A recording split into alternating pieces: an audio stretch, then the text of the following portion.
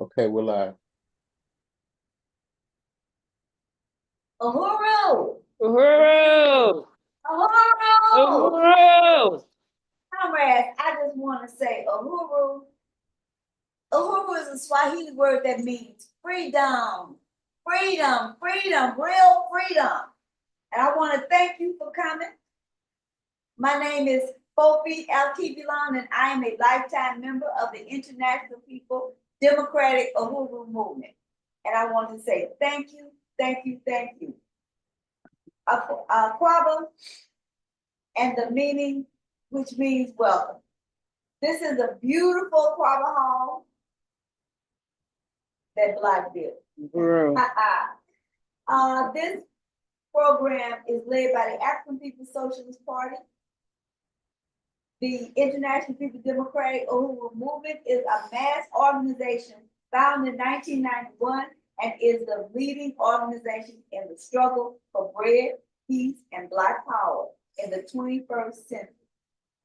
To join this organization, you will get all the information at the end of this program.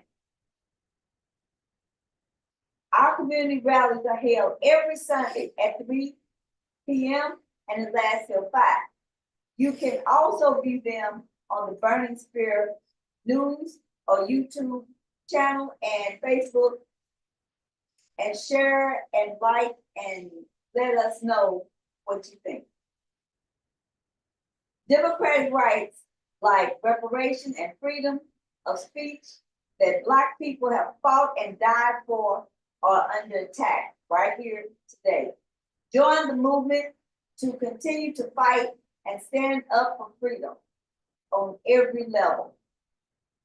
Now I would like to ask you to join us as we open this program with a song, the African Nation Fight Song, written by Emithia Ngoma of the African People's Socialist Party. Please stand. Words are right here. Right.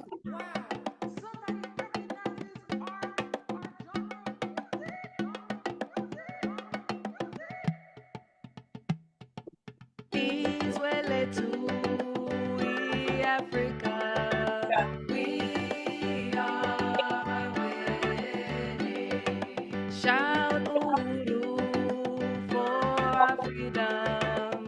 We are ready. We'll dance and sing songs when revolution's won. We are ready. Africa's best daughters and sons. We are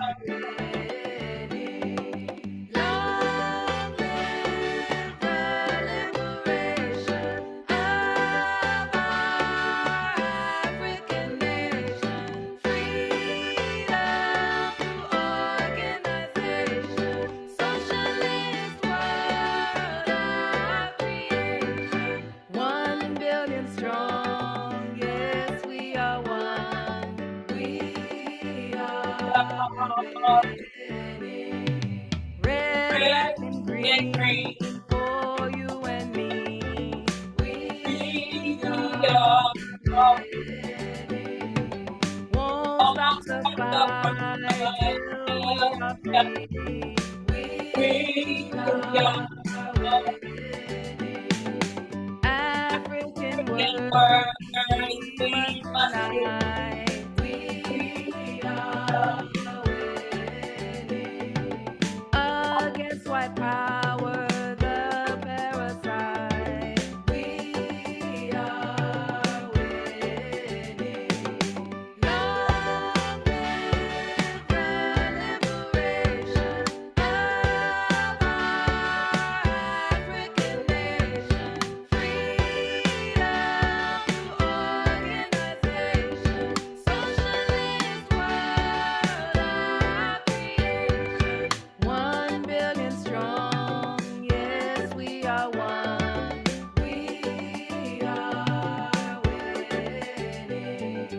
Viva Iti, who first set us free. We are winning.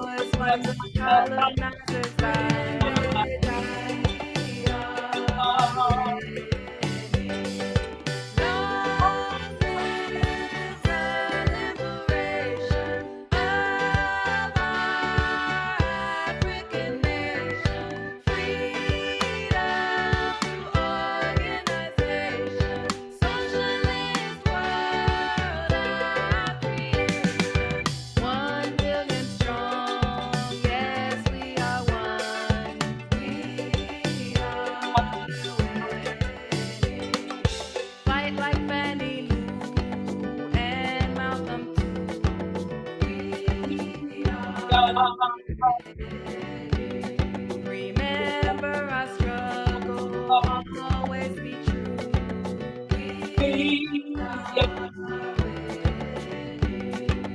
From Harlem Harlem to Brazil, to you Wazania, we are are winning. we fight and live for free Africa. We We are are winning. Lord, Long live the liberation of our African nation. Freedom through organization. Socialist world, our creation. 1 billion strong. strong. Yes, Yes, we we are are one. one. We Lord, are Patrice Lumumba's life won't be in vain. we We are are winning. Keep up the work in Marcus Garvey's name. We are winning. Independent and free is what we will be. We are winning. Africa will bask in our victory. We are winning. Long live the liberation of our African nation. Freedom through organization. Socialist world, our creation. 1 billion strong, yes, we are one. We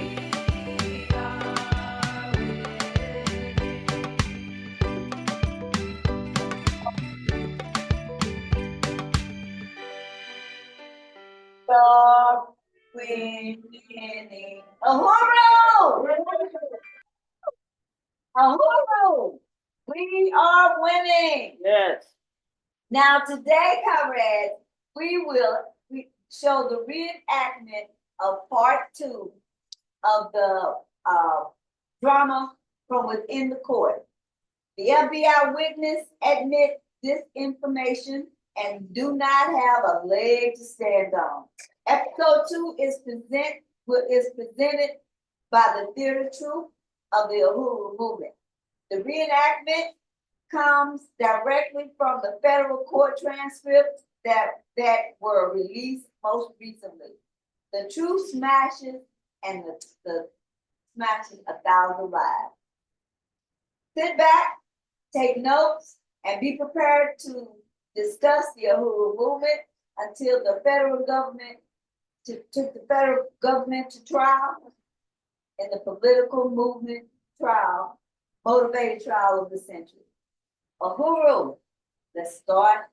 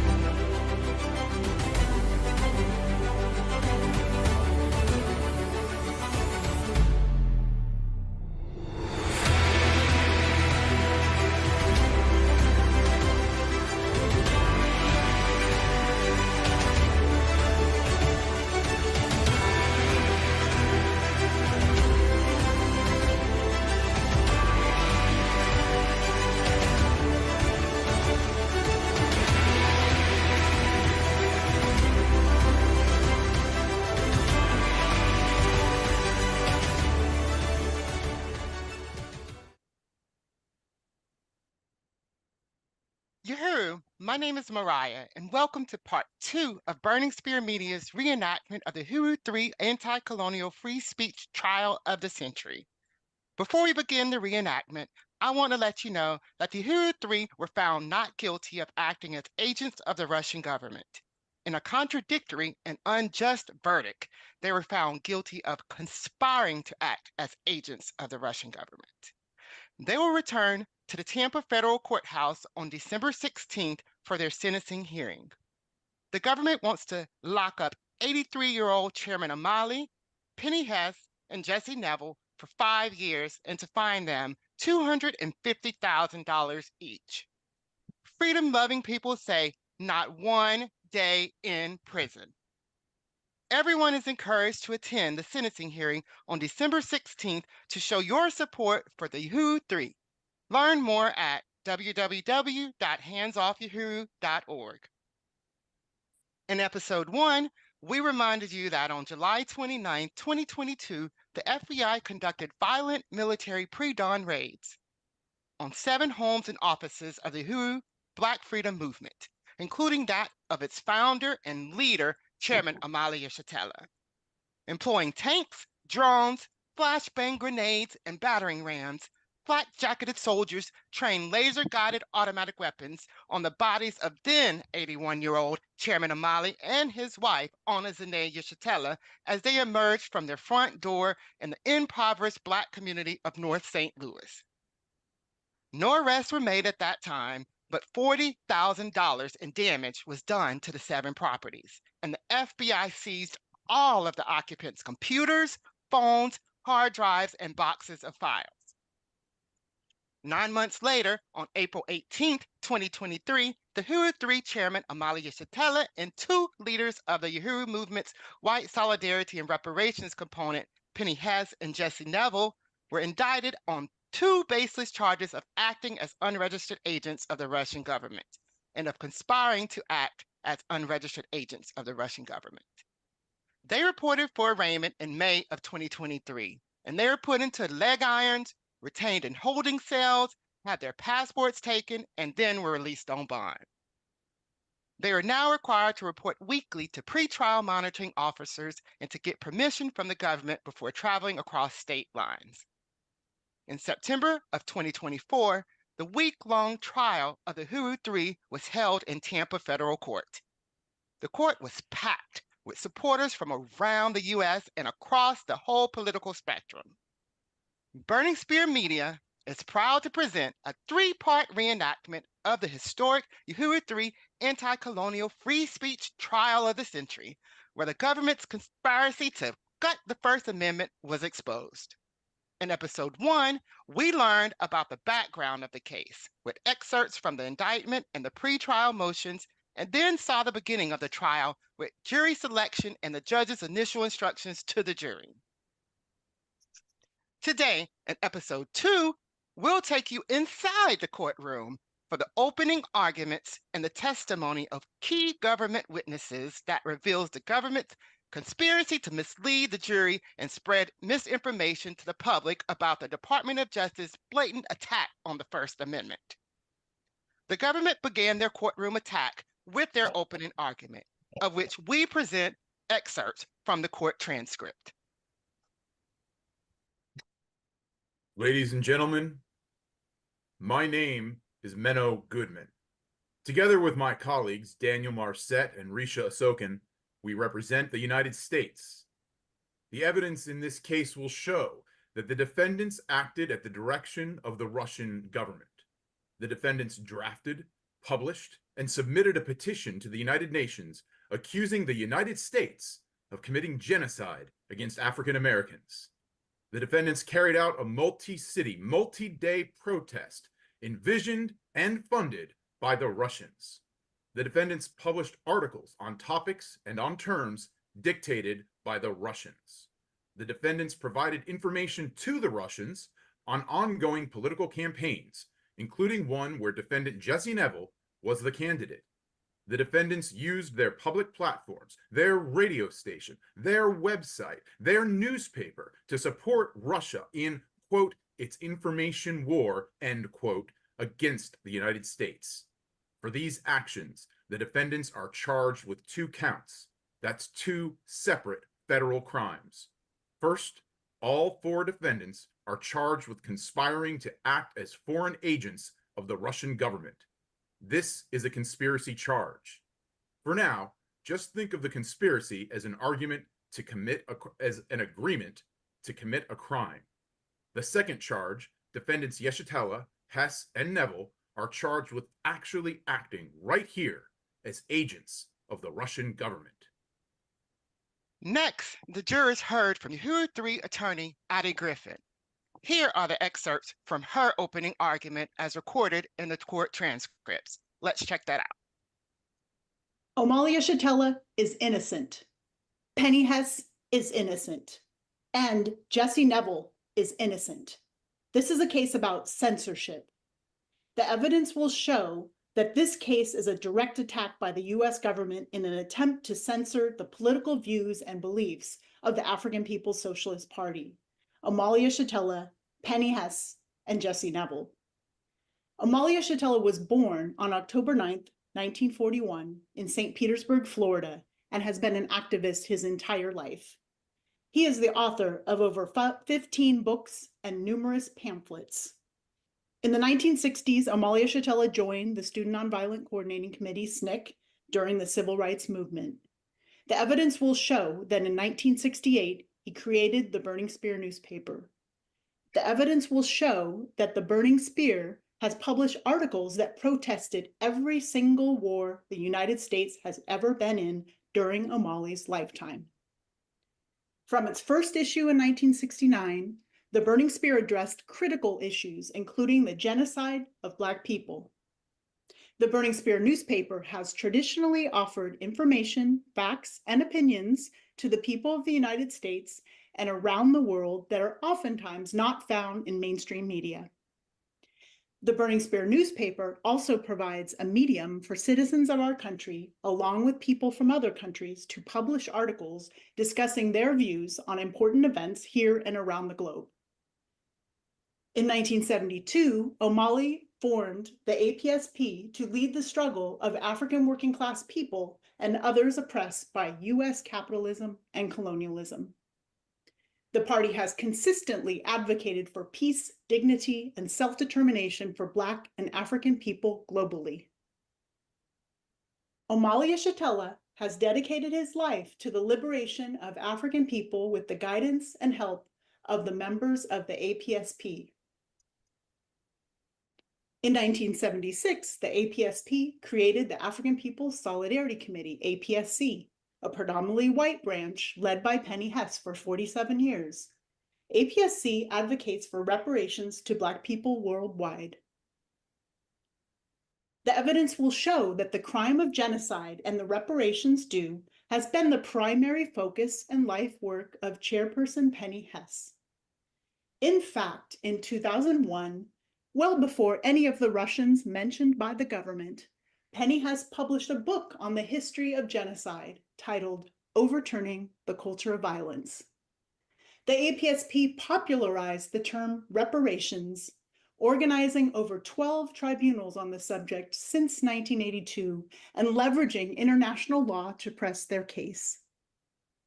So it should come as no surprise that in 2015, Penny Hess spearheaded a petition to the United Nations charging the US government with genocide. The APSP has built tangible opportunities within African communities such as farmers markets, basketball courts, community kitchens, health centers, housing opportunities, resume and skill training programs, just to name a few. Omali Yeshitela has championed reparations on the global stage, traveling to countries including South Africa, Liberia, and Russia. Again, it should come as absolutely no surprise that you will learn that Omali Yeshitela formed a partnership with a man named Alexander Ionov, the leader of the anti-globalization movement of Russia, a non-governmental organization. The evidence will show that the anti-globalization movement of Russia, which was led by Alexander Ionov, promoted similar ideologies in line with the African People's Socialist Party. The government alleges the APSP acted under Russian direction, accusing them of promoting their political views at the behest of a foreign entity. However, The evidence will show that the APSP's political objectives have been consistent for over 50 years, rooted in African liberation and reparations. This case is not about agreeing or disagreeing with the APSP's views. It is about their constitutional right to express them. Whether or not you share their beliefs, their ability to voice them must be upheld.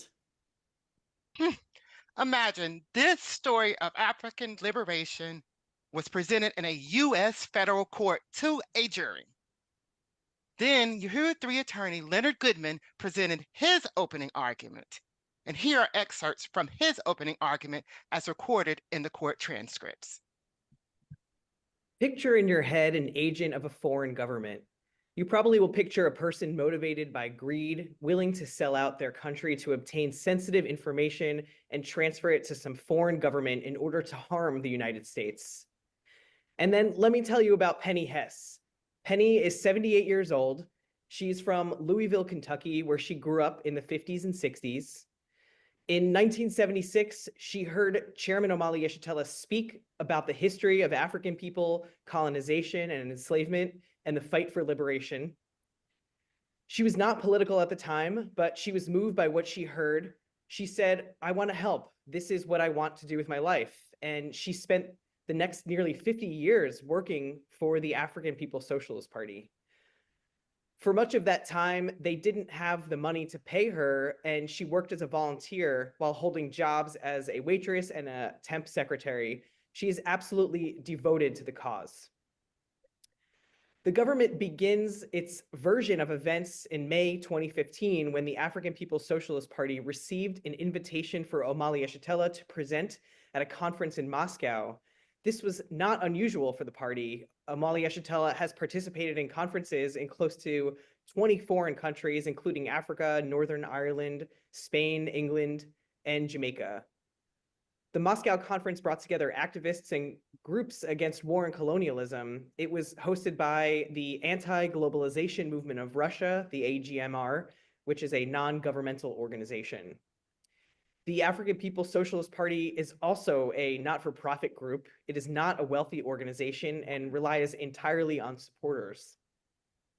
As Penny mentioned, they do community work, lifting people up in poor and Black communities in St. Petersburg, Florida, St. Louis, and other US cities where they have a presence. The evidence will show that the African People's Socialist Party and Penny Hess have held the same principles and beliefs for 50 years. These principles did not change after Omali Yeshitela visited Moscow in May 2015.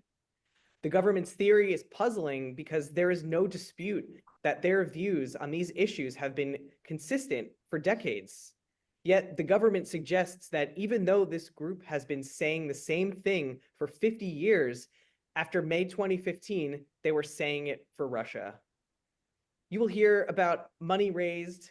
The evidence will show that as a not-for-profit, it is legal to raise money, including from foreigners. The government knows this.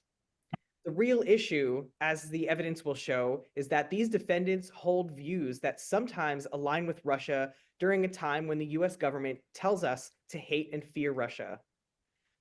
The African People's Socialist Party is critical of US foreign policy, has a large following, and owns a newspaper that communicates directly with many people, making them a perceived threat.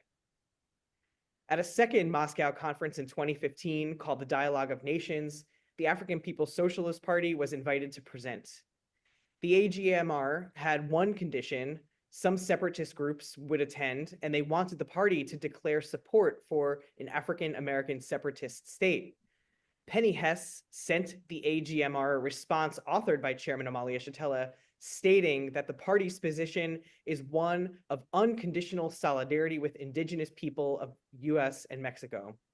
They do not support Africans taking land stolen from indigenous peoples and Mexicans to declare a state. The party's position was clear: we don't change our views for anyone. The AGMR still wanted the chairman to attend. Ladies and gentlemen, the evidence will show that Penny Hess and her colleagues hold strong principles. You will not hear any evidence that Penny has ever compromised her principles to become a mercenary or activist on behalf of Russia or anyone else. You will not hear any evidence that Penny has ever compromised her principles, and that's right. And lastly, we hear from Uhuru 3 attorney Mataki Akbar with excerpts from his opening argument as recorded in the court transcripts. Uhuru. You heard this word stated repeatedly throughout this trial. Uhuru is a Swahili word meaning freedom. That's how significant it is to this organization. They say it when they greet each other.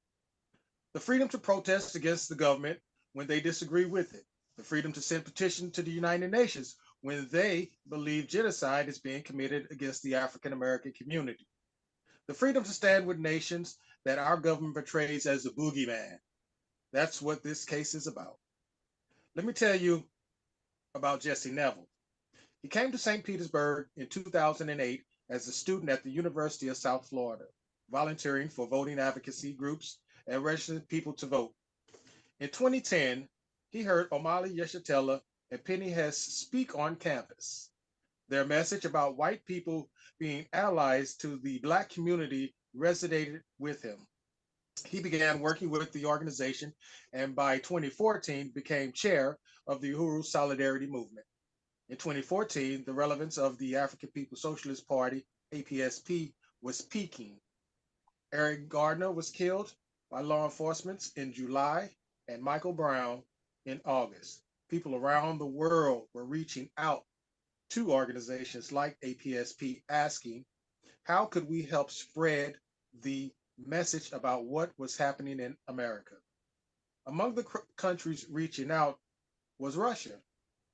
Alexander Ionov, a Russian national, said he wanted to help. In December 2014, he wrote an article in the Burning Spear. By May 2015, amid rising protests, Ionov invited someone from APSP to speak in Russia. The chairman went and spoke openly. Evidence shows he appeared on news channels, the Burning Spear and YouTube, saying, I just got back from Russia, and here's what I told them, and here's how they will help us continue this movement. This began the relationship. In September 2015, the chairman returned to Russia, spreading the same message. Meanwhile, police killings in the United States continue. At Ionov's suggestion, APSP created a petition for submission to the United Nations. They drafted it in their own words, outlining their demands. After gathering thousands of signatures, they sought to bring further attention to it. APSP decided to organize encampment tours around 6 cities coinciding with the United Nations tour. They visited Chicago, New York, DC, Jackson, and more, broadcasting their efforts transparently on Facebook. Ionov, through his organization, AGMR, pledged to fund the tour. APSP provided a $12,000 budget for expenses. In the middle of the tour, Penny Hess followed up on the funding. Ionov's secretary requested videos and reports of attendance. Omali Yeshitela responded via email, I quote, I want to make it very clear that we are not your employees. We are your allies, and we need you to act accordingly, end quote. The evidence will show this was an alliance, not subservience. After the tour, Ionov sporadically pledged small amounts to the ASP programs, $500 here, $1,000 there, just like other donors. All transactions were public. In 2022, when the war began, APSP had long maintained that Russia was right. They held a workshop to establish their position on the Russia-Ukraine war before any discussion with Ionov. Ultimately, the case involves a group in the US exercising its freedom of speech and a foreign nation aligning with some of its views. The government portrays Russia as the boogeyman, someone we shouldn't talk to or agree with. But aligning views does not make it criminal. That's why we're here. Thank you, Attorney Akbar. And that is exactly why we're here. So, those were excerpts from the opening arguments delivered by the government's prosecutors and the Huru 3 attorneys.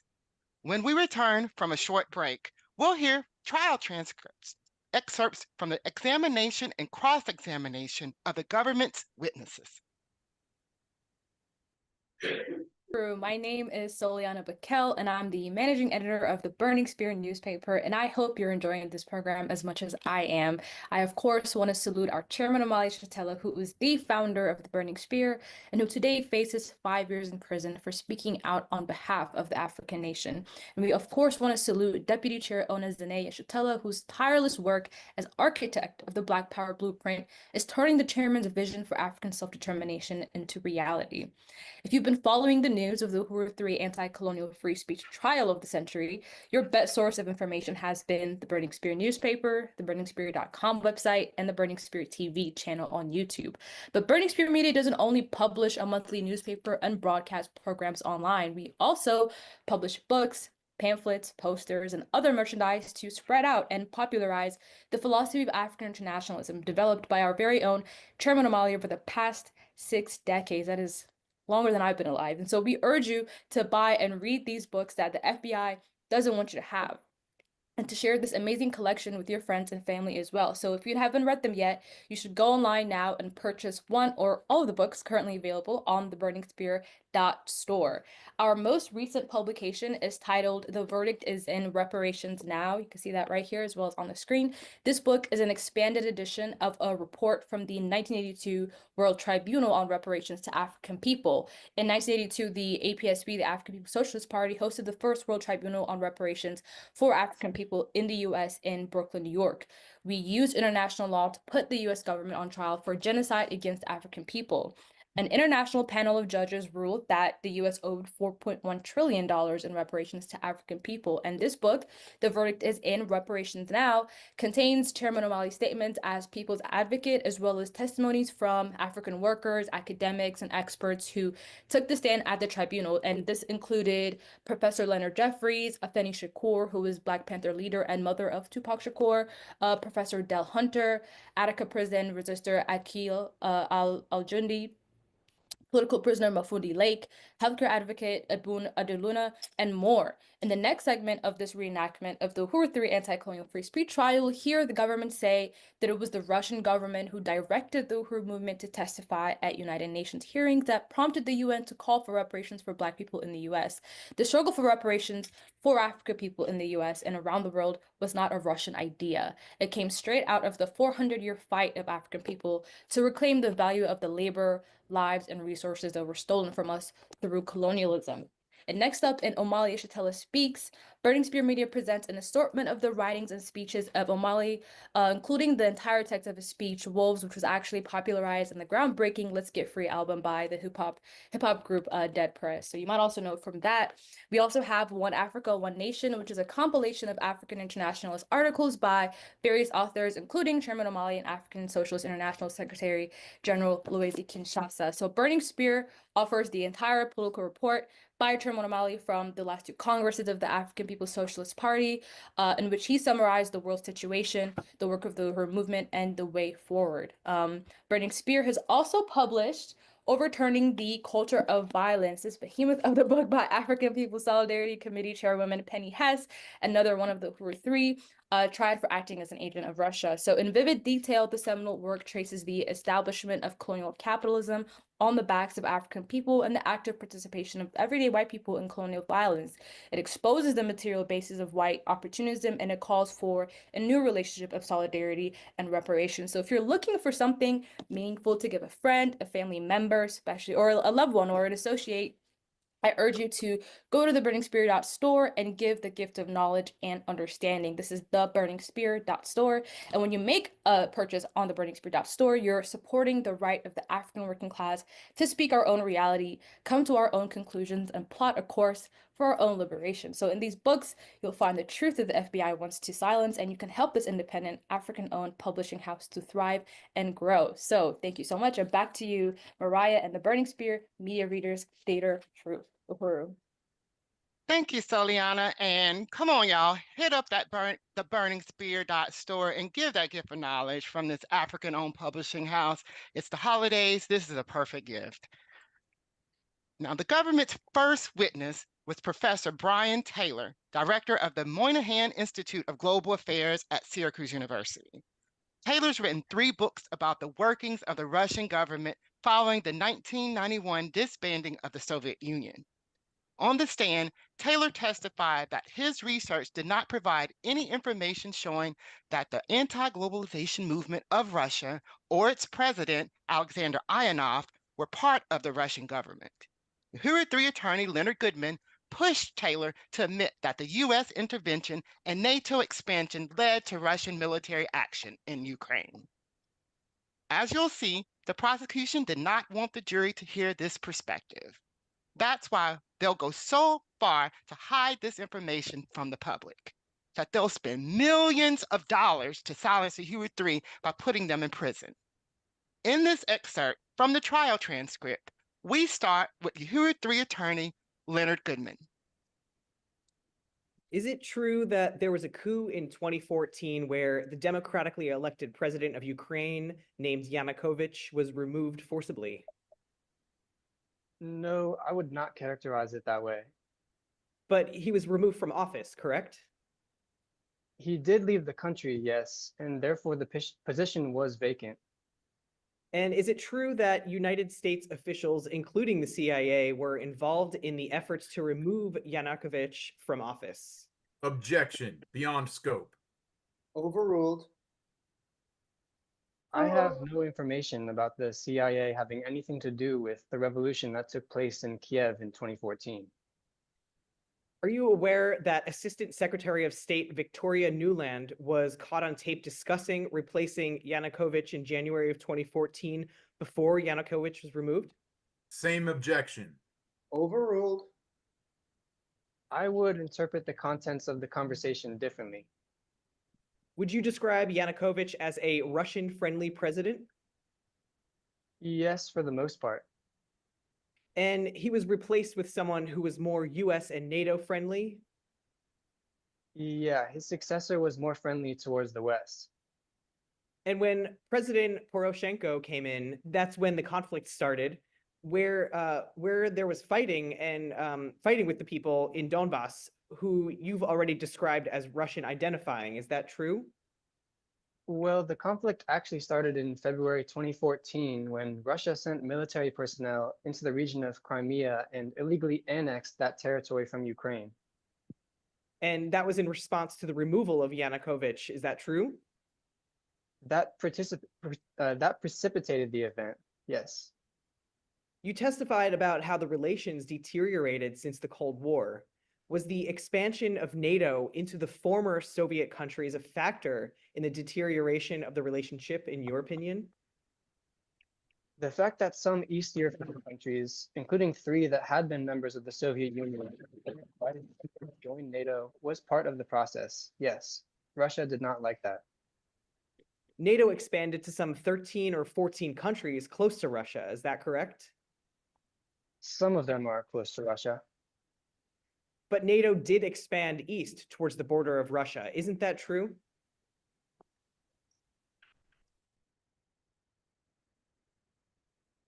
And when it expanded into Poland, Hungary, the Czech Republic, Croatia, Albania, and Romania, US military bases were put in those countries. Is that correct? Objection, Your Honor. Sustained. We're beyond the scope. Just one more thing. Would you agree that the efforts of the United States to bring Ukraine into NATO has been a major cause of conflict? Objection, Your Honor. Sustained. Well, we know that the installation of U.S. military bases so close to Russia's border has been an essential threat to Russian sovereignty. And now we've seen that U.S. personnel carry out the direct hands-on launch of ACTIVs, missiles from Ukraine against targets inside Russia, prompting Russia to launch its new, apparently unstoppable Orishnik missile to destroy a munitions factory in Ukraine. advocates for peace and international cooperation continue to call for an end to U.S. gun running and funding of foreign wars. So next, the prosecution called up FBI Special Agent Michael Klepek, a computer analyst who described the intelligence agency's surveillance and infiltration methods. And after him was Erie Droop, an FBI agent designed to FBI's Tampa field office. Ari's job on the stand was to read emails, Facebook messages, Skype transcripts, and other documents apparently compiled for her by other FBI employees at the direction of case agent Kelly Bowen. Prosecutor Marset introduced to evidence a document that Droop said was an attachment found in Penny Hess's Facebook records. So, just starting at the very top, can you please tell the jury what we're looking at here? We have the logo for the anti-globalization movement of Russia, the city of Moscow, May 18th, 2015. It's addressed to the consular section of the Embassy of the Russian Federation in Washington, D.C. and, oh, I'm sorry. One second. Okay. All right.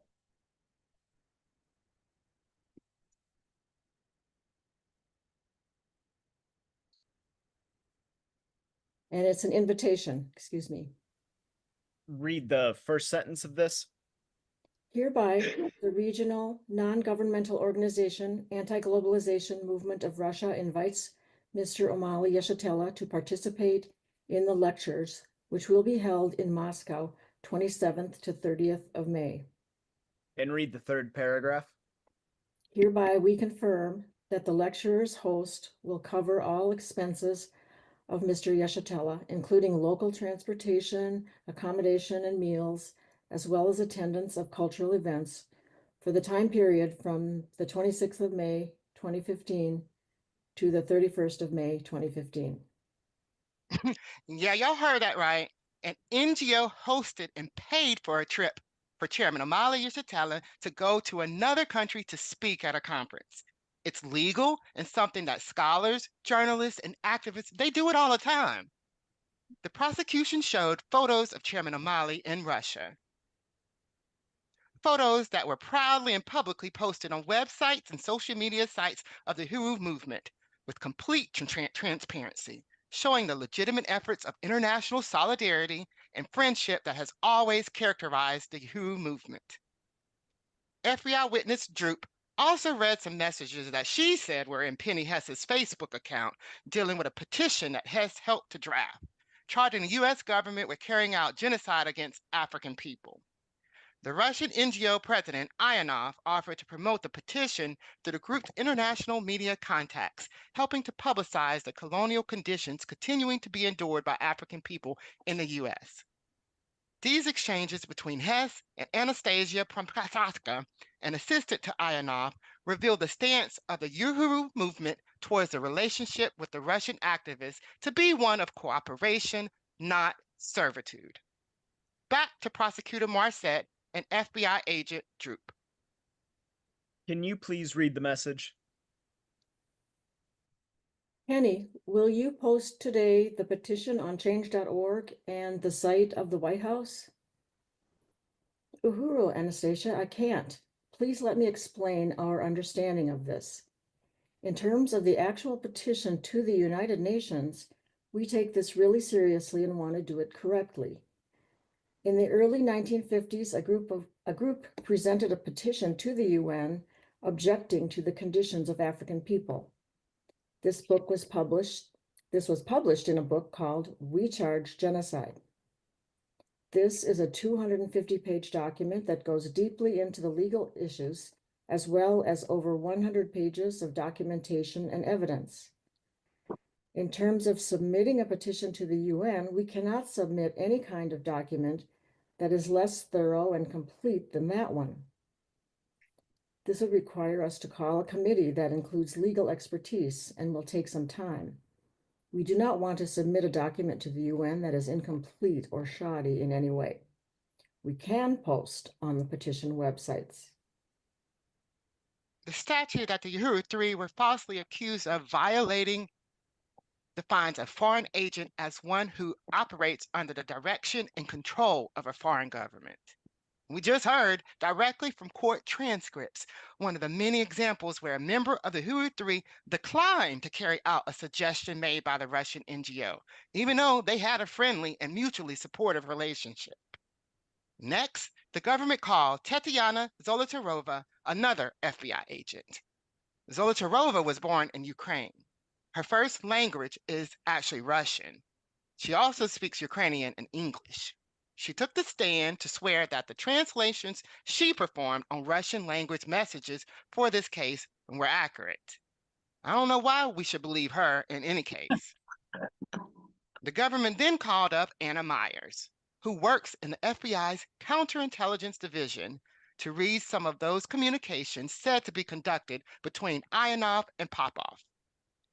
Born in Russia, Myers graduated from Florida State and used to be a police officer in Vero Beach, Florida. From the court transcripts, here are prosecutor Risha Asakan with FBI agent Anna Myers. Are you familiar with the term asset handler relationship? Yes, a handler manages an asset, someone with intelligence access for a mutual benefit, gaining information or access while providing financial, legal, or immigration benefits. Okay, Agent Myers, you have two large boxes next to you. I do. The government's exhibit, The government's exhibit 252 appeared to be a Russian award certificate actually given to Alexander Ionov. Please read the translation on page 2. Following the coat of arms image, it says, "Dear Alexander Viktorovich, thank you for your active participation in promoting international friendship. Signature V. Putin, March 31st, 2014, Moscow." The prosecution argued that this award was evidence of Ionov's role for Russian intelligence. But later in cross-examination, attorney Addie Griffin blew that away. And let's see how she did that. You ready, Addie? You talked about an award that Putin supposedly gave Alexander Ionov. Yes, or certificate. And you said it looked official to you because it had a stamp to it? It had a coat of arms and a signature. And are you aware that the President of the United States hands out awards of scholastic excellence for students in America every year? I'm not specifically, but I believe your statement. And you're aware that they're signed by the president in that particular year? I'm not sure. I don't know. And you're aware that they're stamped with an official US stamp? I'm not aware. Those awards of excellence don't make the students agents of our government, do they? No. Wow. Attorney Addie Griffin's cross-examination busted the prosecution's attempt to inflate a standard form letter as evidence that Ionov was a handler for Putin. Now we return to prosecuting attorney Asakan's direct examination of Agent Myers that introduced misleading and falsified so-called evidence of acting as Russian agents. Agent Myers, can you please read exhibit 275, which is a report that Alexander Ionov submitted to his supposed FSB handlers, Popov and Sukadolov. After Omali Yeshitela's visit to Moscow in 2015, a bilateral cooperation program between ADR and Uhuru developed a reparations campaign, which was first introduced at the Black is Back Coalition conference. Alexander and Omali decided the campaign would conduct a reparations tour in 8 US states at the end of 2015. Alexander financed this campaign fully. The program was expanded in 2016 to include monthly reparations tours, which had visited all major cities in 2019.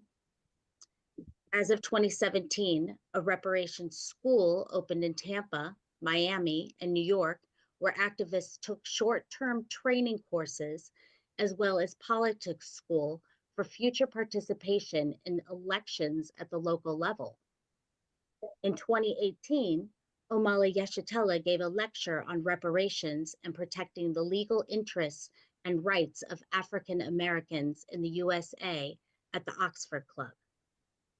And at the end of 2015, after a conference in New York, the BLM movement added a demand for reparations to their agenda. Again, they're saying that the Russians came up with the idea to campaign for reparations. They want the Russians to take credit for the chairman's winning debate at the Oxford University. Can you believe that? In his cross-examination of Anna Myers, attorney Akbar draws out the difference between acting as an agent under the direction and control of a foreign government versus engaging in equal power cooperation. He also exposes the outrageous and offensive idea that the Uhuru movement's reparations work had been created and developed under Russian control starting in 2015. Can we go to 275? So in this communication, he actually says after Omali Yeshitela visits to Moscow in 2015, a bilateral cooperation program between AGR and Uhuru. Uhuru was developed including a reparations program for African American population in the US in the first sentence. Correct. What does the bilateral cooperation program mean? It means it goes two ways. It goes both ways. It's a cooperation. Yes. Another part that I guess I have trouble with is he's saying he helped Chairman Yesitela create a reparations program. Is that what you're getting out of this in 2015? Yes, that it was a joint effort. Okay. And based on you being a part of this investigation, you know that the Uhuru Movement organization had been dealing with reparations for 50 years now, right? I don't know the exact time frame. But it's been a long time, longer than 2015. Of course. Of course, huh, Anna Myers? Well, the Uhuru movement has most definitely been engaged in reparations work longer than 2015. The African People's Socialist Party convened the first World Tribune for reparations to African people in 1982 in Brooklyn, New York, which led to the formation of the African People's Reparations Organization. At this conference were notable figures in the reparations movement such as Afeni Shakur, Dr. Leonard Jeffries, and others, which is documented in the book, The Verdict is In, Reparations Now. We Won't Stand for the Lies.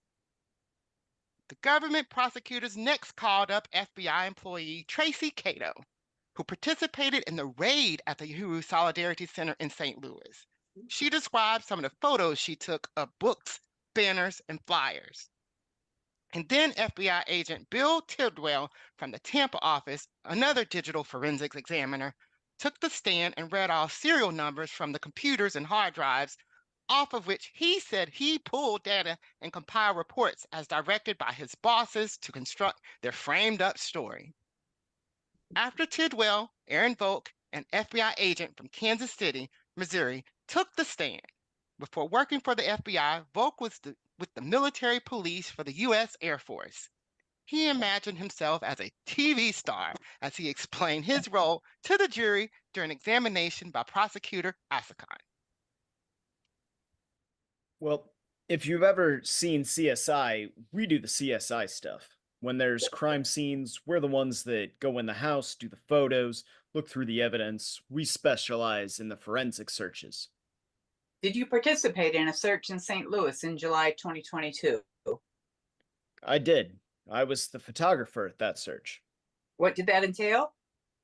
So, as the photographer, our job is to essentially tell the story of the search. Everything from arrival, capturing what the search site looks like from the outside before you walk in, and then walking in and documenting, capturing photos of everything prior to starting the search. And so that includes like every single room. We're doing a 360 view to catch every corner, and while the search is occurring, as evidence is found, We're documenting the evidence as it's found. And then after the search is done, we document how we've left the scene as well. What are we looking at in Government's Exhibit 33? This is a bookshelf that was found on the second floor of the home, and it has a number of titles. One in particular that we took note of was there's 3 copies of a book called Amali Yeshatela Speaks. What are we looking at on page 38? This is like a campaign advertisement that we found in a box down in the basement for a gentleman named Jesse Neville, and it read, Jesse Neville for mayor, unity through reparations. Well, wait. So Jesse Neville ran for mayor on a platform calling for unity through reparation. But I thought the government was accusing the Uhuru 3 of sowing discord under the direction of the Russian government, not promoting unity, right? Well, so again, the Department of Justice had a story to lie and fabricate and sent FBI agents to photograph, translate, compile, and construct the so-called evidence to try and discredit and imprison the voice of the African anti-colonial struggle. Professor Thomas Rid was at their service. Before we hear Rid's testimony, we'll hear again from Soliana Bakel, managing editor of the Burning Spear newspaper. Uhuru and Uhuru, thank you, Mariah. I, of course, want to again remind our viewers to get a hold of copies of these brilliant books written by African People's Socialist Party Chairman Omali Shatella and African People's Solidarity Committee Chairwoman Penny Hess by placing an order on our website, theburningspear.store. So get one for yourself or buy several as gifts for the people in your circle. I want to show you some other historical memorabilia that you can own while supporting the ability of Burning Spear Media to keep publishing, keep criticizing the colonial mode of production, and keep spreading a vision for a world where everyone can live in peace and prosperity. If you're looking for gifts this season, we not only have books, we have posters, flags, and clothing. We have t-shirts from the 50th anniversary of the Burning Spear newspaper. That's right, we've been publishing since 1969, and it was not the Russians who told us to do it. We have reproductions of the cover of the Burning Spear newspaper that reported on the 1982 International Tribunal on Reparations for Black people in the U.S. We have posters with a large photo of Chairman Omali Shatella and Black Panther Party leader Huey P. Newton at an event at the Uhuru House in 1989, where he passed the torch, telling the audience that you may not have the Black Panther Party, but you have the Uhuru House. You may not have the Black Panther newspaper, but you have the Burning Spear. So they haven't done anything by crushing one organization. This was Huey's last speaking engagement before he was assassinated. The African liberation movement has a long trajectory of heroic struggle. The Russians didn't start it, and the US government can't stop it. We also have African flags, as you can see on the screen, dashikis, and struggle bags on our store site, theburningspear.store. I really want to thank the new distributor of the Burning Spear newspaper in Punta Gorda, who has just placed their first order for a bundle of the Burning Spear. So go Punta Gorda. Since this broadcast began, we've also seen an order come in for a copy of the book Overturning the Culture of Violence by Penny Hess, one of the Uhuru 3. This is a great book. It's very well written. So again, please go to the burningspear.store today and support the right of the African working class to speak our own reality, come to our own conclusions, and plot a course for our own liberation. As we say, keep the spear burning. So back to you, Mariah, and the Burning Spear Media Readers Theater Troupe. Uhuru. Thank you, Saliana. And I mean, I hope everyone go do your shopping at the burningspear.store. That's the burningspear.store. So next we'll hear excerpts from the testimony of FBI paid witness Thomas Rid, a professor of strategic studies at Johns Hopkins University, specializing in intelligence, cybersecurity, and disinformation. His testimony for the prosecution was basically a recap of the thesis of his book, entitled Active Measures, A History of Disinformation. Professor Rid argues that disinformation is not necessarily information that's false. It can include true information that makes America look bad. Uhuru 3 attorney Mataki Akbar exposed the repressive and anti-democratic nature of Rid's thesis. Are you familiar with the African People's Socialist Party? I've read the indictment, that's all. Okay. Are police violence, racism, and peace valid concerns? Yes, absolutely. Is advocating against police violence divisive? No, it is not. Is censorship a valid concern in a country? In some countries, yes, but not as much as in others. Is censorship a concern in the United States? That's a complicated question, not in the same way as in Russia, for example. What about advocating for peace? Could that create divisiveness, division? It could be exploited by foreign intelligence to create divisions. Okay. Active measures often involve pretending to care about an issue without genuine concern, correct? That's correct. If a group concerns are genuine, does that disqualify it as an active measure? Not necessarily. Intelligence agencies can exploit genuine issues to provoke conflict. If an organization puts out its own information but is encouraged by a foreign adversary, does that qualify as manipulation? Not necessarily. Active measures can use factual information to provoke emotional reactions. Mhm. If a group's petition expresses genuine views and is supported by an adversary, does it qualify as manipulation? It depends. If the views are genuine, they remain valid, even if funded by another party. It depends, huh? Thomas read. Next up was another FBI agent, Andrea Bedford, a senior digital forensic examiner working in the Tampa field office. Bedford graduated from the University of Central Florida and previously worked for the Texas Department of Public Safety and the North Carolina Department of Justice. Her testimony consisted of reading serial numbers on a seized computer and hard drive from which she claimed to have pulled data and compiled a report for her boss. Then we heard from David Carlson, another FBI employee from the Tampa division. Carlson's been working for the FBI for over 20 years as an IT specialist, providing support for their IT equipment. He participated in the raid on the Uhuru house in St. Pete as a photographer. Prosecutor Asakan asked him to describe some of his photos. What are we looking at on page 28? This is a book from the bookshelf. And what's the title of the book? It's titled The Russian Revolution.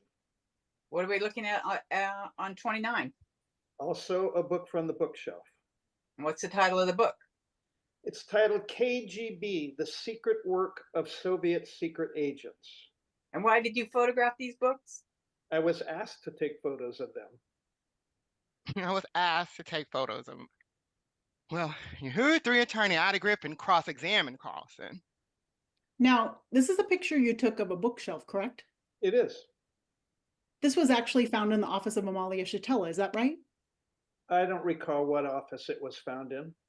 Well, this picture is not complete, is it? It's a picture of a bookshelf. It's only the top half of a bookshelf. It shows two of the, yes, partial. At minimum, there's 6 levels to this particular bookshelf, isn't there? There could be, yes. And the entire bookshelf is filled with books, isn't it? Yes, I can't tell from this picture, but if I recall correctly, yes. If you recall going into that office, in fact, there's a bookshelf when you first come in that's 6 layers long, entirely filled up with books, right? I don't recall that. All right. And then if you turn, there's a room that's adjacent or next to the room that's got books and bookshelves on every single wall from floor to ceiling. Isn't that right, sir? I don't recall. I took the pictures that I was asked to take. Well, in this particular bookcase, we have a book called The Teamsters, right? Yes, I see that. Another one called Our Nation's Archives. I do see that. You would agree that there are several other books on this particular bookshelf just in these 2 levels here that are not pointed out by the government, correct? Again, I took pictures of what I was asked to take pictures of. Now, you held up a flag in this case that showed a dove, which was a peace symbol on it, right? Yes. And when you went into the Uhuru house, there were a number of other flags from other countries too, weren't there? I don't recall other flags. You don't recall the Mexican flag? I don't recall seeing that. You don't recall the Irish flag?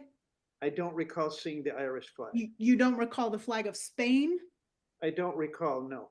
You don't recall other flags from other African countries? It's possible. I don't recall it at this point, no. Wow, y'all hear this? I mean, I guess you see what you want to see. So, the Uhuru movement is an African international movement extending and receiving solidarity from many countries and peoples all around the world. But all the government wanted to show with jury was the Russian flag.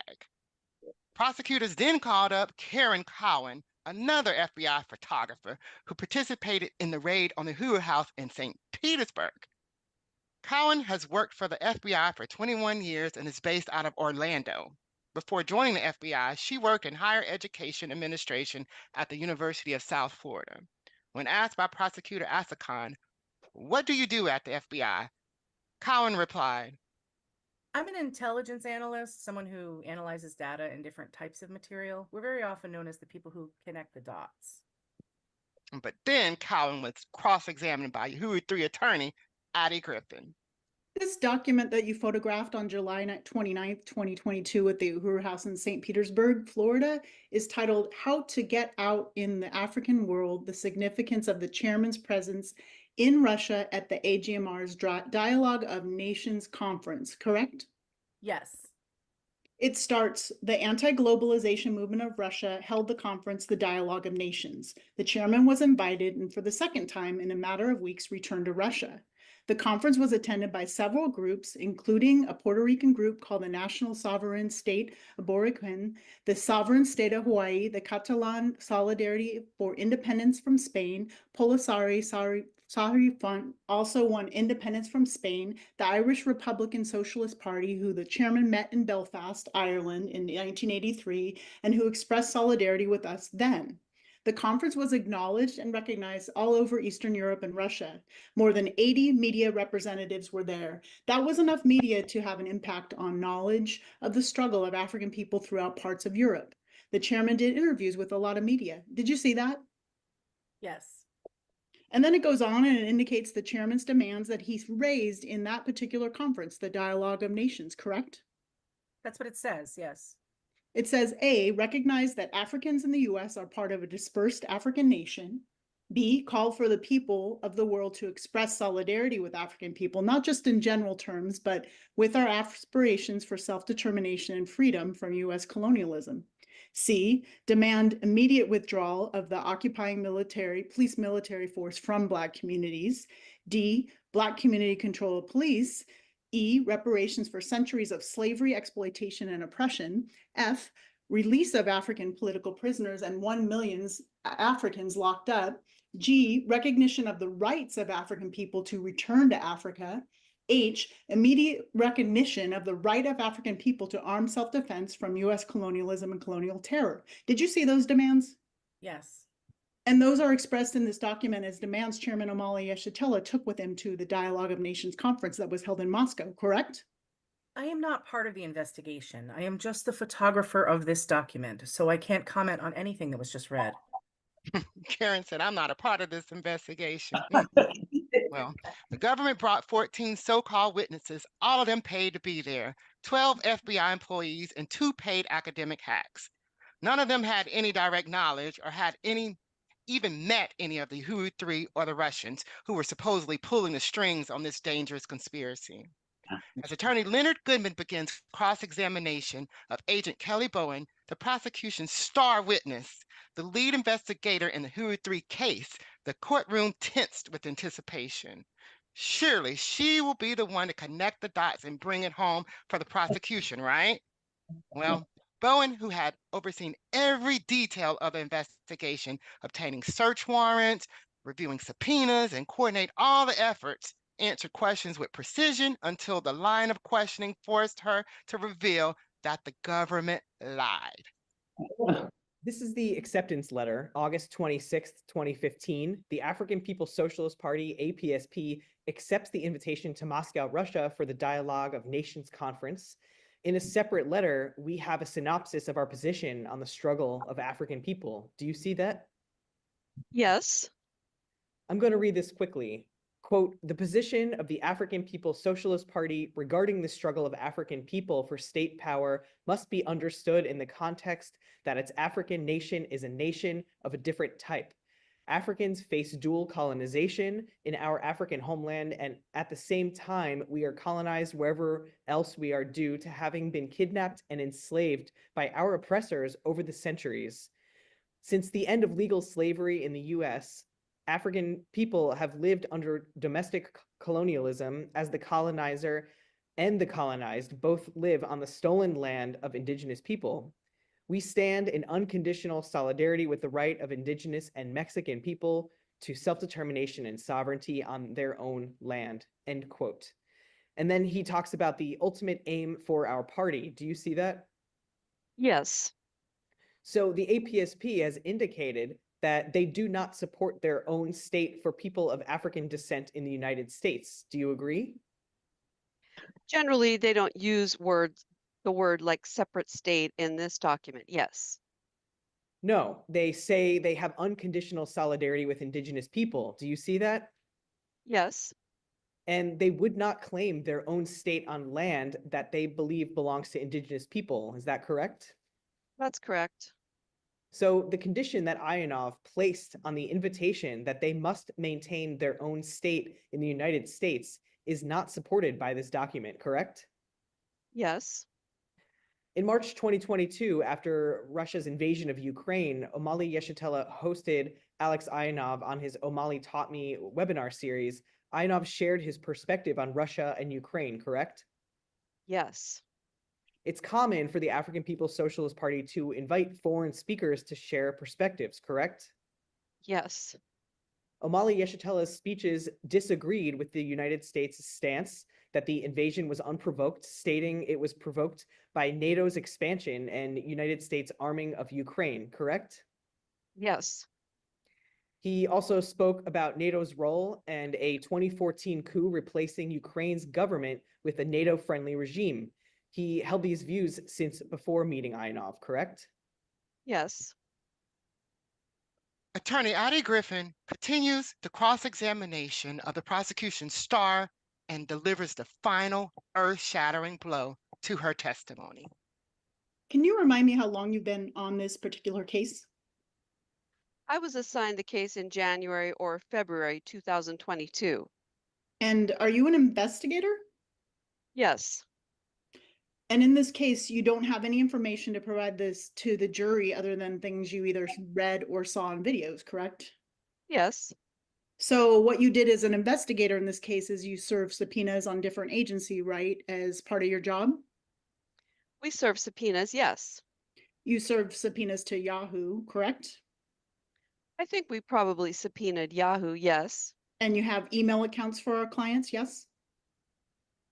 We did a search warrant to Yahoo. I'm not sure we ever subpoenaed Yahoo. Well, a search warrant or a subpoena, you have the information from Yahoo, correct? Yes. You have Apple iCloud account? Yes. You have bank accounts? Yes. You have WhatsApp account?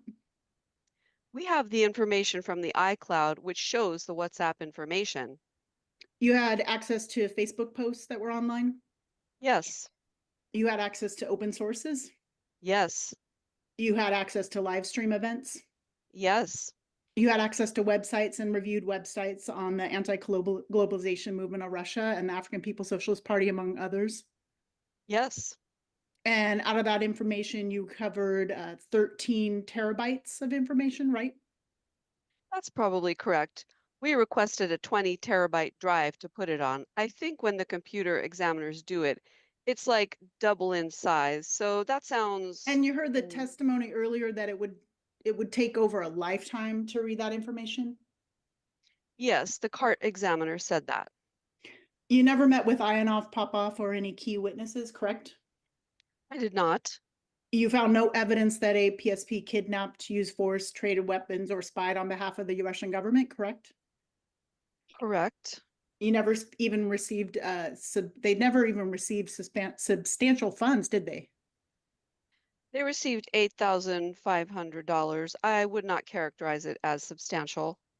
You never found any evidence that our clients provided any guns, weapons to anyone, right? That's correct. There's no allegation that our clients ever were spies or provided top secret information to the Russians, correct? That's correct. So all the evidence you have is that our clients, my client specifically, Amalia Shatella, went to Moscow on 2 separate occasions to meet with like-minded people, correct? That's correct. Generally, yes. He spoke about the liberation of all African people across the world, correct? I don't know the content of everything he spoke about, but that sounds correct. You also found evidence of a petition charging the UN with genocide, correct? Yes. You would agree that's a political writing. Yes. Then they go back to Moscow in September, right? To meet with like-minded people. Yes. And then we come back and promote our petition with the political rally, which is the encampment tour, right? That's correct. We then speak out against the Ukraine war, correct? Yes. And then we invite Alexander Ionov to put out his views out on our media, right? That's correct. But we don't have any evidence whatsoever of any involvement of the Russian government in elections, even though it went out in your press release, correct? Can you repeat the question? You don't have any evidence of any Russian involvement in the elections, even though it went out to the American people in your press release. The DOJ press release did discuss that, and there's communications, but there's not like a direct interference. What you just testified to is those communications were someone attempting to contact Jesse Neville and him saying, contact Penny Hess, and no communications being done between Penny Hess and anybody regarding that issue. That's correct. So there was no evidence of that. That's correct. Yet it went out in a Department of Justice press release for this case, correct? Yes. And you knew as the lead agent that there was no evidence of that, didn't you? Yes. And you also included it in your discussions with the prosecutors here in their indictment, didn't you? I was included in those discussions, yes. And you knew at that time that there was absolutely no evidence of any election interference at all in this case. There's evidence of them being involved in the elections. There is evidence of them being involved in some elections. There isn't any evidence of the Russians being involved or influencing those elections at all, is there? They seem not to influence the elections. That's correct. Your testimony is the Russians seem to not influence the elections now?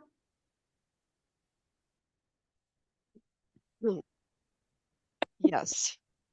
No further questions. Y'all heard that? Well, the FBI stole and compiled so much data that it would take over a lifetime to read it all. 30 FBI agents worked the so-called investigation for 3 years. Despite a $10 million reward, they could find no one to come forward and testify against the Uhuru 3 except for their own paid employees. And their lead investigator just admitted that they lied when they said that Uhuru 3 had facilitated election interference by the Russian government. The government's last witness was FBI agent Corey Miller. His function in the prosecution's case was to provide proof that Sokolov was actually an FSB agent, since it was not possible to interview Sokolov or to get any confirmation from FSB itself. Miller testified that he had an in-person meeting with Sokolov in the U.S. in 2017, in the midst of the time period in which the FBI now argues that Sokolov was actively seeking to recruit and engage groups in the U.S. to sow discord on behalf of the Russian government. He said he met with Sokolov so that the FBI and FSB could cooperate by sharing information on terrorism. How did he know that Sokolov was with the FSB? He said that Sokolov gave him a baseball cap with an FSB logo on it.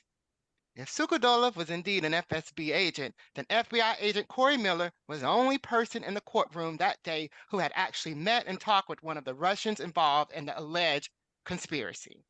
Makes you wonder, huh? Was their meeting part of a conspiracy to frame up the Uhuru 3 and dismantle the First Amendment?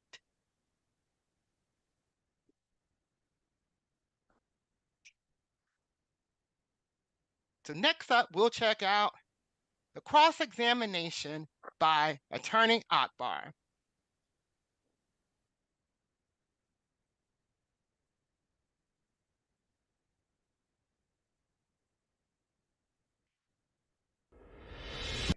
heard the testimony earlier that it would take over a lifetime to read that information? In 2017, you had been with the FBI for a couple of years, right? Yeah. Government. The government's last witness was FBI agent Corey Miller. His function in the prosecution's case was to provide proof that Sokolov was actually an FSB agent, since it was not possible to interview Sokolov or to get any confirmation from the FSB itself. Miller testified that he had an in-person meeting with Sokolov in the U.S. in 2017, in the midst of the time period in which the FBI now argues that Sokolov was actively seeking to recruit and engage groups in the U.S. to sow discord on behalf of the Russian government. He said he met with Sokolov so that the FBI and FSB could cooperate by sharing information on terrorism. How did he know that Sokolov was with the FSB? He said that Sokolov gave him a baseball cap with an FSB logo on it. If Sokolov was indeed an FSB agent, then FBI agent Corey Miller was the only person in the courtroom that day who had actually met and talked with one of the Russians involved in the alleged conspiracy. Makes you wonder, huh? Was their meeting part of a conspiracy to frame up the Uhuru 3 and dismantle the First Amendment?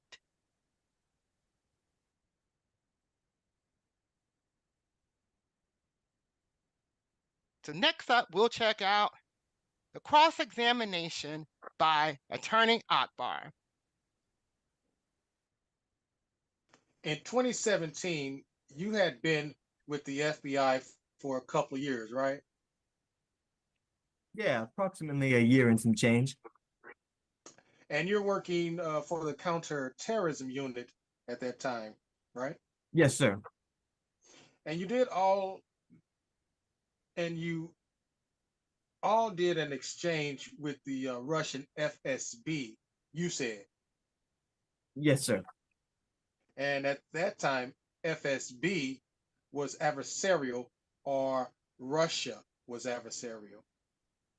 Yes, sir. So when you met with somebody that's adversarial, when you meet with somebody that's adversarial, do you take extra precautions like conduct the background check on that person that you're meeting with? Yes. Just to make sure they're not coming over to do anything against our government. Yes. And that's important with the FBI, right?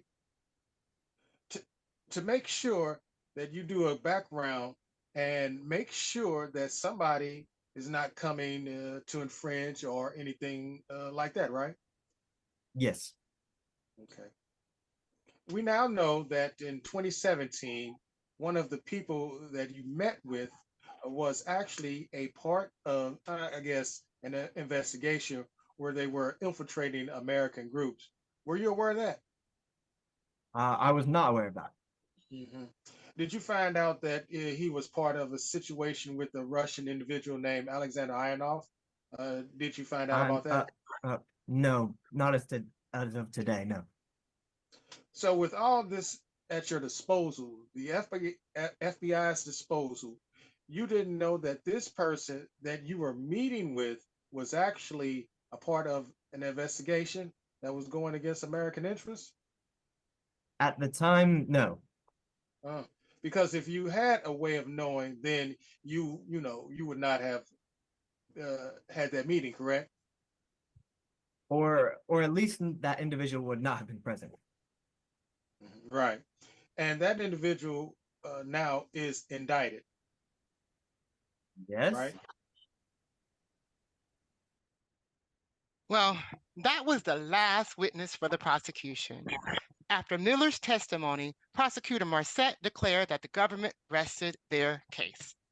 In our third and final episode, we'll see the evidence presented by the attorneys for the Uhuru 3. We'll hear excerpts from both sides' closing arguments, along with the jury instructions, and we'll hear some of the legal issues debated during sidebars and discussions with the judge. Finally, we'll recap the verdict and hear Chairman Amali's actual response. Spoiler alert, the Uhuru 3 were found not guilty of acting as agents of the Russian government. In a contradictory and unjust verdict, they were found guilty of conspiring to act as agents of the Russian government. They will return to the Tampa Federal Courthouse on December 16th for their sentencing hearing. The government plans to lock up 83-year-old Chairman O'Malley, Penny Hess, and Jesse Neville for 5 years and to fine them $250,000. We say not one day in prison. All freedom-loving people are encouraged to attend the sentencing hearing to show your support for the Uhuru 3. You can learn more at www.handsoffyahuru.org. That's www.handsoffyahuru.org. On the day before the sentencing, there will be a special Sunday rally at the Uhuru House in South St. Petersburg, and we encourage everyone who can to come on out or to watch it live on Burning Spear TV's YouTube channel beginning at 4 p.m. Eastern. I'm also excited to announce the last Hands Off Uhuru webinar before the sentencing to be broadcast on the Burning Spear TV YouTube channel on this Saturday, December 7th at 3 p.m. Eastern, entitled African People's Indictment of the U.S. Government. His program will explore the history of the government's unending conspiracy against the Black community and free speech. This historic date of the December 7th will be recognized as commemoration of the anti-colonial struggle of the indigenous Hawaiian people. So that's this Saturday, December 7th at 3 p.m. Eastern, live on the Burning Spear TV's YouTube channel. Don't miss it. Register to join on Zoom at handsoffyahuru.org/register. handsoffyahuru.org/register. We want to thank you all for joining us. Please share the link, subscribe to the Burning Spear TV channel on the YouTube, and spread the word, y'all. And remember, Uhuru means freedom. Uhuru!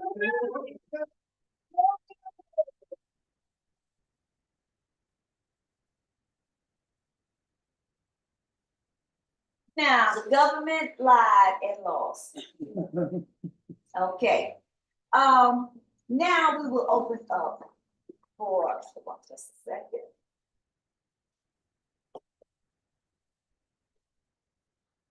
Okay, now, now we will open up for discussion. Now, I know you got some questions, and if you would, we would like you to come to the mic right here and discuss your questions, and we'll take it from there. Who got questions? Or comment? That's right. We want to listen to what you have to say. How ridiculous they look to you. If you were not there in the courtroom, man, you wanted to cuss, laugh, put your fist up and say a whole lot of things, but you know, you had to have a certain decorum right there in court. So, any questions or concerns? I just have a comment. I just really want to echo.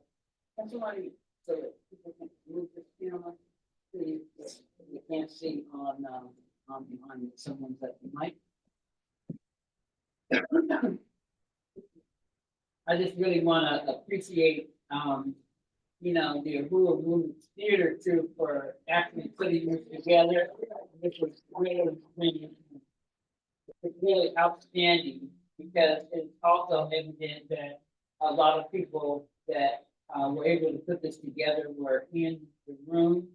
But it's just amazing how they really captured the transcript. This came from the transcript. So these are real questions that were asked to real people that are sworn to tell the truth. And I want to unite with Kofi is that you're hearing them ask these questions in the courtroom and you want to jump up and say, well, you just lied. But it was really obvious.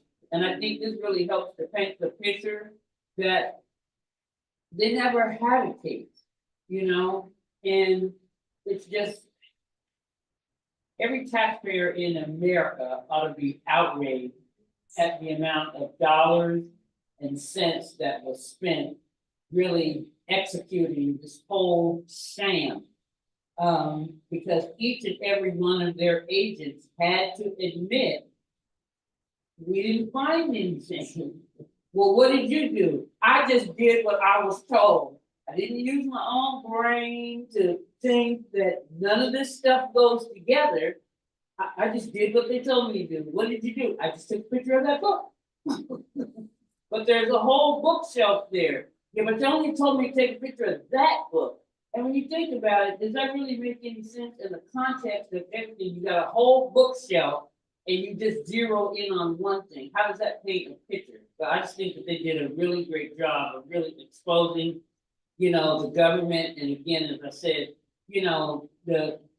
the system. They ought to be ashamed of themselves for even, spending taxpayers. People, really believe in this government. They're doing the right thing. They ought to really be outraged at the amount of time, effort, money that they spent to put together this whole entire farce. It's just ridiculous. I just really want to applaud this episode again. It really puts,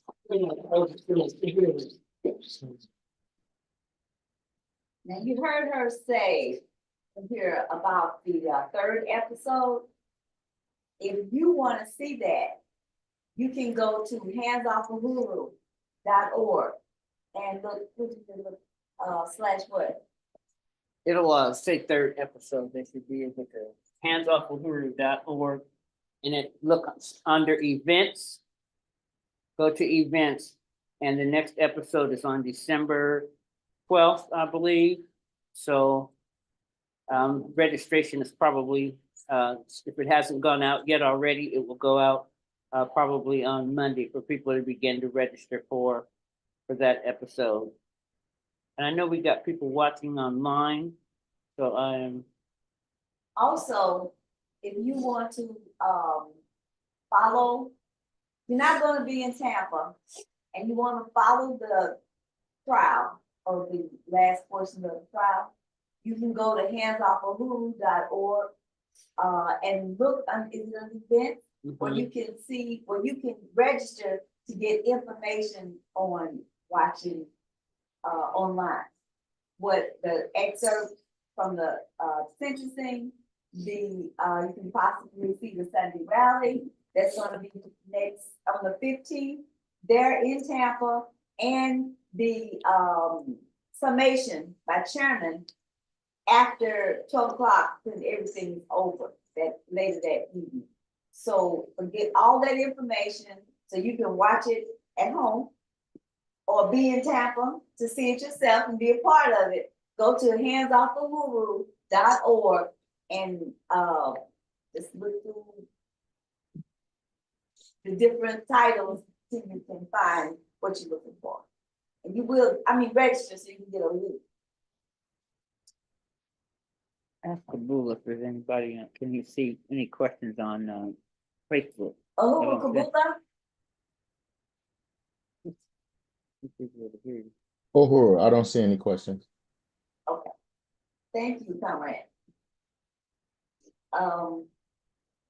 Since we don't have any questions or comments, I guess everybody was there for the trial and watched it in person. I can tell you I was there and I still have a comment. They full of bull. They're wasting the taxpayers' money, and all they do politics is loyalty. They learn to lie. So I could have done a whole lot with that money that they do. We could have housed a lot of the unhoused. We could have taught skills to people so they could pay for their own education, and they could make their own life with starting their own businesses. That money was a waste. A waste. Okay. Since there are no questions, we will go right into the resource question. And that question is, we will ask for $100 today. These donations will make you a part of the movement. You may have not had any words, but I tell you what, there's still a way you can join in and make a difference in this movement, in this whole situation and an answer to the question. With every dollar, you get closer to revolution, and that is the only solution. Also, we will do membership. Who in this room is not a part of the Uhuru movement at some level? In PDM, ABDAP, African People's Socialist Party, I see one hand back there. I'm gonna tell you how you can join and become a member of the movement and have your voice heard, your ideas expressed, and become a part of this big movement. Because you can hit somebody with your finger and you'll hurt yourself. If you hit them with your fist, you could possibly knock them down. Okay? The organization is the fist that we use to fight back and to win. The Impedum organization is the on-the-ground organization that speaks to the people in their faces. You can become a member as a George Jackson, Jesse Wood level Impedum member for $5 a year. And these are the incarcerated members that you want to bring up to know what's going on out here in the world. So they will be educated and informed. Musa Abantu level Impedum member is a $10 annual membership, or for students and for the unemployed. The basic level Impedum member is a special during this time, which is $10 a year. $10 a year. After that, the membership for 26 will be $25. And when you become a member on any level, you have the same advantages and opportunities as somebody that is a lifetime member, or a $60 member, or a $5 member. So whatever level you come to be a part of Impedum, your level is equal across the board. Now, anybody want to become a member? We only got one person that's not.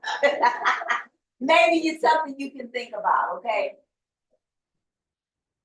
Okay. The resources that we collect go to the community. We don't hide anything.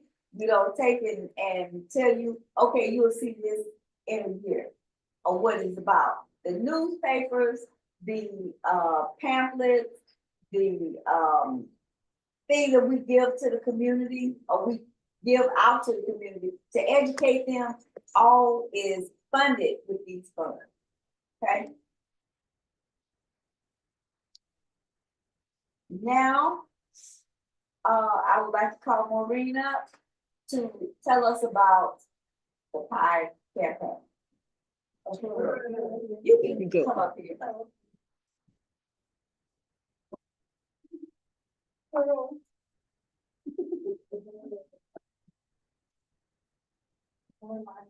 Yeah. First of all, I want to salute the Burning Spirit team. That was really tremendous reenactment. I had the honor of being behind the scenes. That was really good. Anyway, yesterday, under the leadership of Deputy Chair Ms. Shitella, members of Impedum, USM, and the Office of Deputy Chair went to confront the mayor over here a few blocks away, where she was doing what was called a cabinet in the community, supposedly telling people what she's done for them. As you can see here, there's Gregory, who's in the back with another person, Angelica, holding up a banner. And you've heard us talk about the campaign to open the Uhuru Bakery Cafe, which the city has been blocking since May. Costing thousands of dollars a month to APDF, and this is what they own. Sophia was there as well, and I think Solomon too. And so people got to ask questions of the mayor. She didn't answer anybody's question from the community. Nobody's question. As you can see, she said, "Thank you for your question. I think that my work speaks for itself." And then she let me start. But it was really good because, the African community came out and others and, you know, put out their demands, like, you know, solve the problems in our community. Where's the money? And she's told how they bought fire trucks and typewriters and software and all kinds of other things. None of it really went to the side. And we were demanding, they allowed it. So they're saying, Linda, will Feed asked the question, Kenya asked the question, and Len asked the question. So next slide. So we want to continue the fight back to get Little Baby Cafe open. And one thing we did get out of that thing yesterday was, besides getting out 170 leaflets, was that we got to talk to the head of the building department. And he says he's going to investigate what's going on and call us tomorrow. He set up no system. But we will be having meetings about building more coalition with people who are concerned about grant money in St. Louis. We'll be doing callings. We're going to have a schedule of where the mayor is going to be. We're going to be looking at the legal case, doing promotions, doing events and webinars until this baby is allowed to have a permit to be renovated, to be open, to serve people. Next slide. So what you can do immediately, besides looking to see when we're going to be having these events, is we're calling the home baking, there's pop-ups, and these are some of the shifts that people can sign up for. Next slide. And you can also order pies for the Christmas holiday, Kwanzaa, you know, other holidays in December, or just because share a pie or give a pie to somebody. So you can follow the pies. You can look at a website, look at the pie site, and you can write to SDL@foods.org. We will have pies available after we come back from the sentencing, so the weekend before Christmas and the week before Christmas. And we plan that, you know, going into 2025, we can continue to push this campaign and have pies for sale, and particularly plan to do a foods campaign for African history, that, you know, this universities in different places to also sell pies. So everybody can volunteer.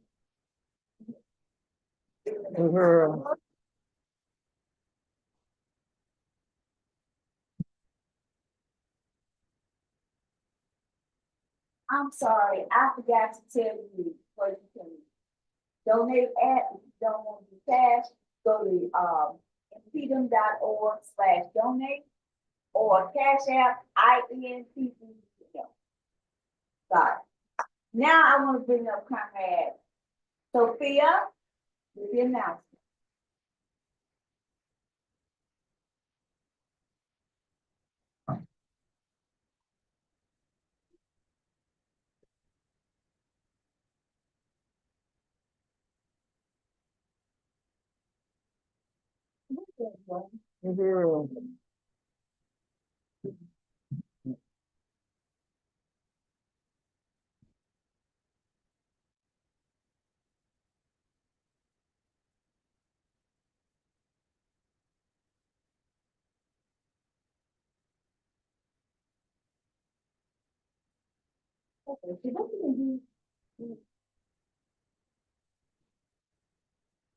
So on Monday, December 16th, will be the sentencing for the Uhuru 3.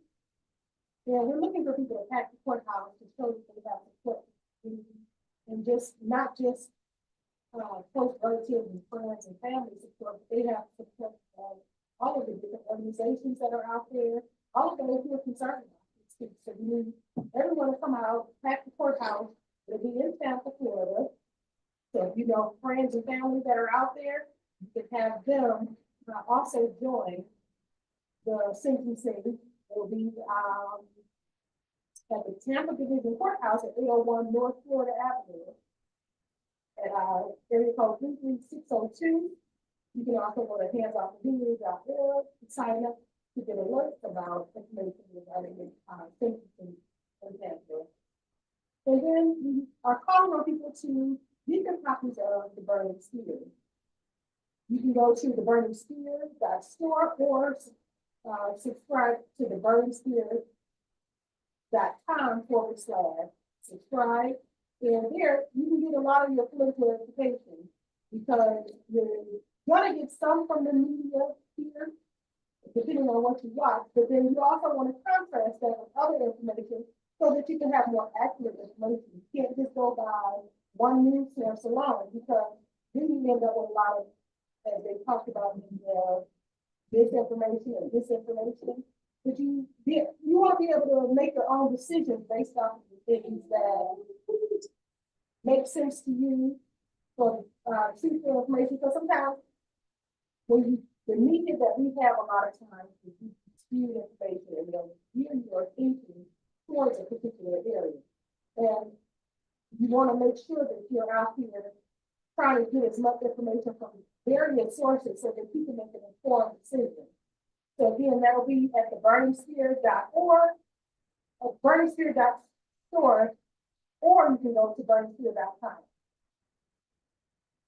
We need your help to build the Sunday rallies as well. This is where you can come if you have questions about things that you've heard in the media, or questions about a lot of different things in your community, about what we're doing as an organization. Those type of things you can come to the Sunday rally, meet up with like-minded people.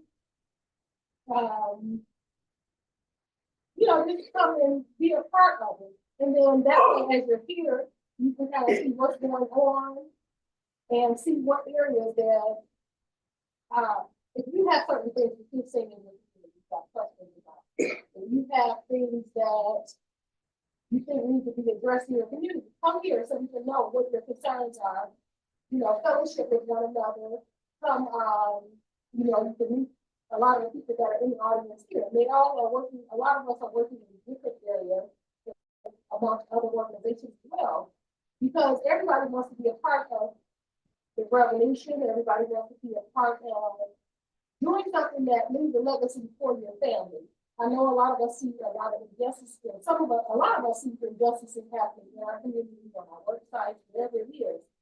So this is the place where you can come to mingle with people that have a similar mindset, and then see what type of work is it that you can do so that you can show your family that you did something to better the community for the future generations. Mm-hmm.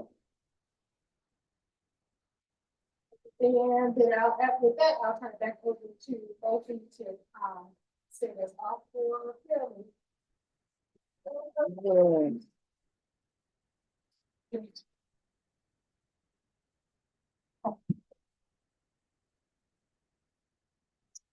Okay. Today we have vegan spaghetti, we have beef spaghetti, we got pie, we got juice, and I think we're gonna have a good time. So with that, I'll come back and let you know if we made our goal or not. Okay? Oh, let's eat. Oh, order. Okay, not one day, not 1 minute, 1 moment in jail for any of our leaders here. Actually, they need to be put in jail. Uhuru,